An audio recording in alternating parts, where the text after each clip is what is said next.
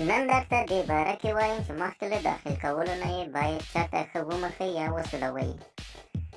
ستاسو نه هم مننه کوم چې زما ویډیوګانې لایک کوئ او ما ته نور هم حوصله راکوئ چې لا ښې ویډیوګانې درته جوړې کړم. او له هغو دوستانو هم مننه کوم چې ما ته خپل مشکلات رالیږي او مشوره اخلي. زموږ چینل هم د همداسې کسانو لپاره جوړ شوی تر څو له کوروالي څخه پوره خوند واخلئ. خو بیا هم داسې دوستان شته چې د شرمه خپل مشکل چاته نشي ویلی او ټول عمر همداسې تېروي. نن سبا د هر مشکل حل پیدا کېږي. که یو ورور سوال کړی و چې مخکې له سیکس کولو باید زکات په کوم ځای کې وسولول شي. هېڅ شک نشته، ډېر ښه سوال ده. داسې ډېر خلک اوس هم شته چې په صحیح طریقې سره یې داخل کولی هم نشي. خلک ته ډېره توجه نه کوي، اما دا ډېره مهمه مسله ده.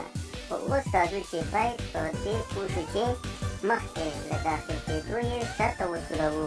دوستانو که مقصد ترې د مېرمنې ګرم کول وي نو په لاس کې یې ورکړئ او له واسلینو سره یې لږ مساج کړئ. د دې سره د هغې هم شوق زیاتېږي او وینه یې ګرمېږي. خو دا خبره هم مهمه ده چې ستاسو ټایمینګ څومره ده، یعنې زر خو به انزال ته نه رسېږئ.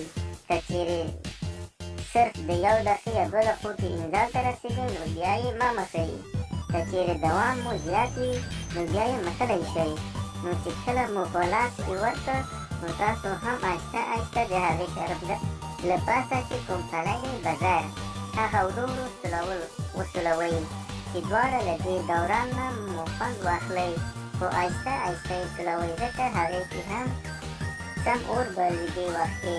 کله چې پوه شوئ چې ګرمه شوې ده نو که تاسو هم د زر انزال کېدو ښکار یئ نو زموږ نورې ویډیوګانې کې مو ډېرې طریقې ښودلي دي، کولی شئ چې ګټه ترې واخلئ. دوستانو د مښلو ښه ځای د ښځې کوناټي هم دي، خو صرف د سیکس مخکې مښل داخل کول نه، ځکه تر څو دواړه ښه اماده شئ سیکس کولو ته. مننه دوستانو چې له موږ سره یئ او زموږ ویډیوګانې هم لایک کوئ.